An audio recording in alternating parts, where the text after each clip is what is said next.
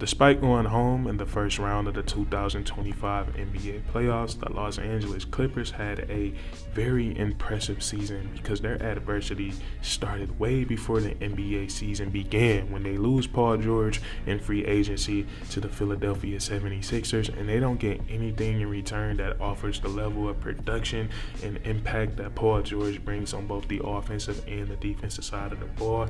And on top of that, they discovered that Kawhi Leonard is going to be out indefinitely to begin the NBA season due to his knee injury. And Kawhi Leonard, he ends up ultimately playing 37 games for the Los Angeles Clippers, less than half of the NBA season, and a huge chunk of those games came with a heavy minutes restriction for Kawhi Leonard. So when we learned all of this, the Los Angeles Clippers basically losing their best two players, one of them in free agency and the other one due to injury. A lot of people, including myself, I'm not gonna lie, we thought the Los Angeles Clippers, we thought they were gonna be a struggling team, especially because they were in the Western Conference. But somehow these guys, they go out there, they win 50 games, only losing 32 times. They make the Western Conference playoffs and they take the Denver Nuggets to 7 games. So like I said, a very impressive season for the Los Angeles Clippers.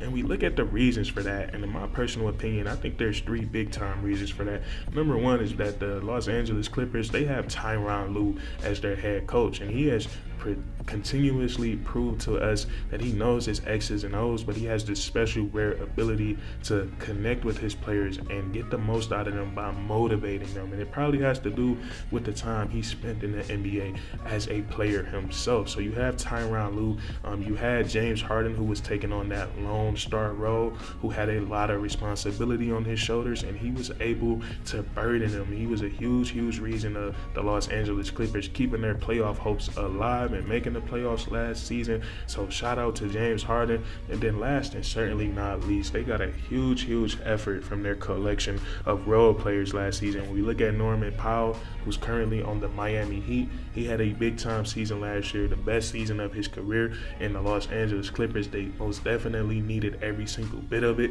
We look at the season that Ivica Zubac had last year, probably the best season of his NBA career as well. And then we look at all those guys that do those little things that matter a lot that people don't pay attention to. When we look at a player like Chris Dunn, the way he was defending last year for the Los Angeles Clippers, when we look at guys like Derrick Jones Jr. So it was a huge group effort by the Los Angeles Clippers last season, and I think it was very important for them to put on that type of performance that they did last season, because like I said, with all that adversity going on, a lot of people wrote the Los Angeles Clippers off, but they had a 50 win season. You know, that's hard to do in the NBA. So with them getting 50 wins in the front office, seeing that, now I don't know if this was their reason for them putting on the type of show that they put on this current offseason, but I'm feeling like they seem like, wow, we had all this stuff going against us, not going our way, and somehow we still won 50 games. Somehow we take a team like the Denver Nuggets with Jamal Murray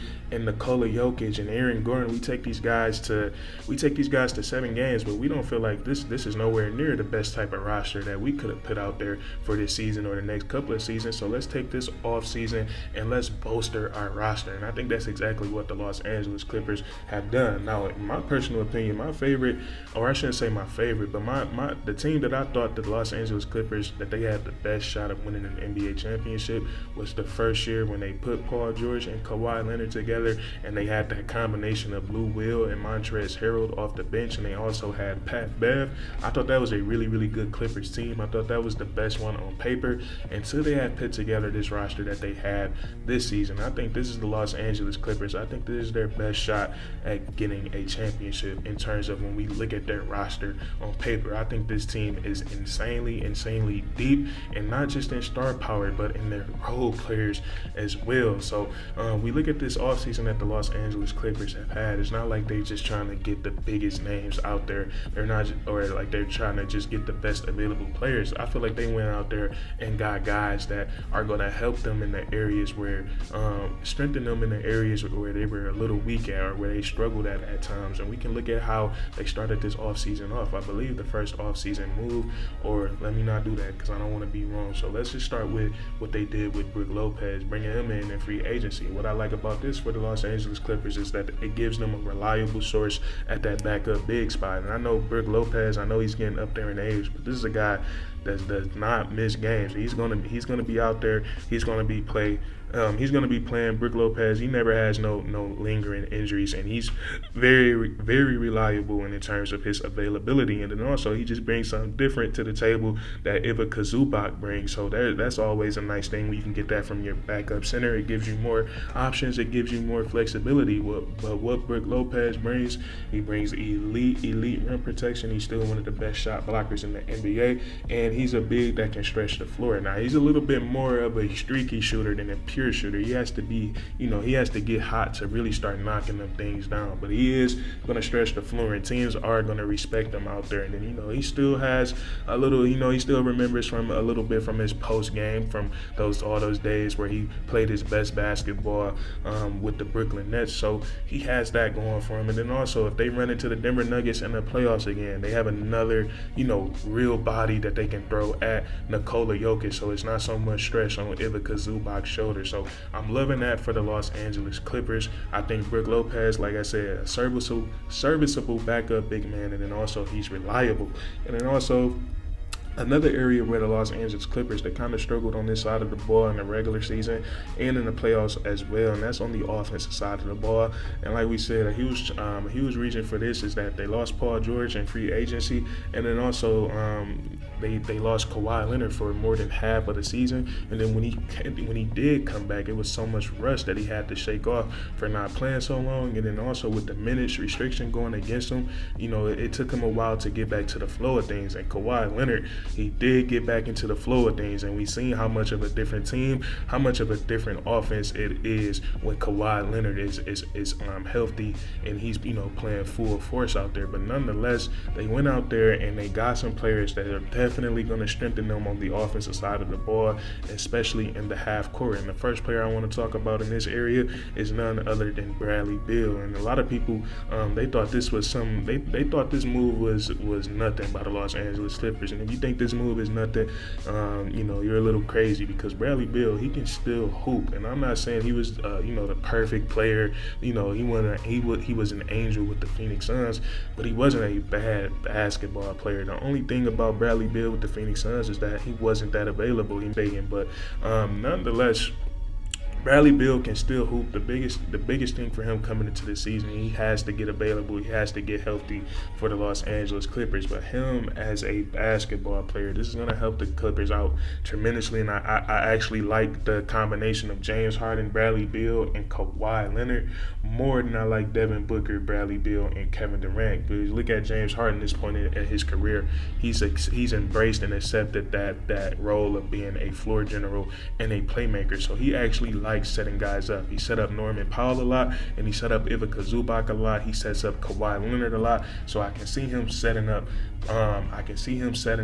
Bradley Beal a lot, and John Collins, who's a new addition that we're going to talk about, Kawhi Leonard, all these guys. So I love James Harden in that playmaker role. And then Bradley Beal, I think he's going to be able to come to the Clippers. We've seen what Norman Powell was last year. He's going to come into the Clippers, and he's going to be able to just focus on scoring the ball. I think we're going to get to see the basketball in his hands a lot more, not him just spotting up that much. But we look at his numbers with the Phoenix Suns.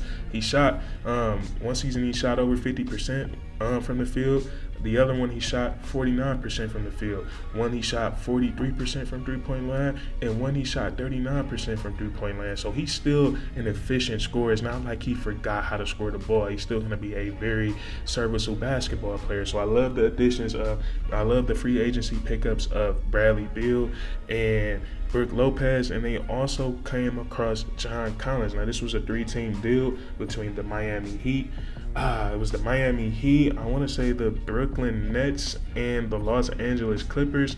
And Norman Powell ended up. Oh no! The Miami Heat, the Los Angeles Clippers, and the Utah Jazz. I'm sorry.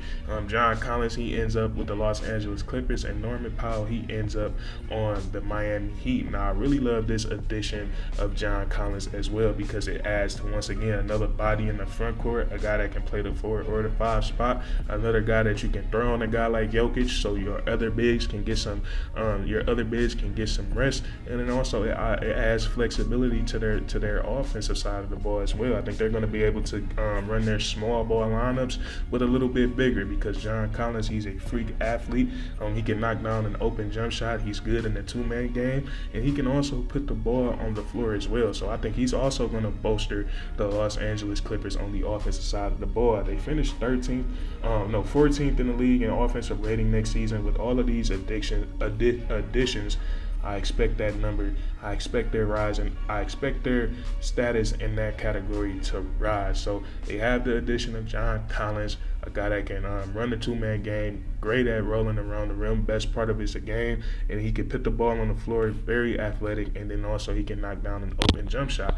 And then last and certainly not least, they add Chris Paul to the mix. Now I don't know. I thought the Los Angeles Clippers had a really good team before they added Chris Paul, so I'm not sure what his role is going to be for the Los Angeles Clippers, but I know he's going to bring veteran presence. He's going to bring a great locker room presence. He's going to bring leadership, and if they do ask him to play, Chris Paul is one of the greatest basketball minds in NBA history. So I definitely think he's going to be able to help come in and set the table for some of these guys that can really score the basketball. So that's why I think the Los Angeles Clippers is the best team that they had on paper. Obviously, we can't say the best team that they had until we see them boys get out there and hoop.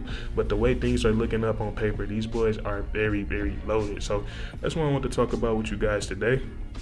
If you enjoyed, please leave a like, comment down below how you feel about this Los Angeles Clippers team, and then subscribe for more weekly content. We do this all the time, and that's curtains.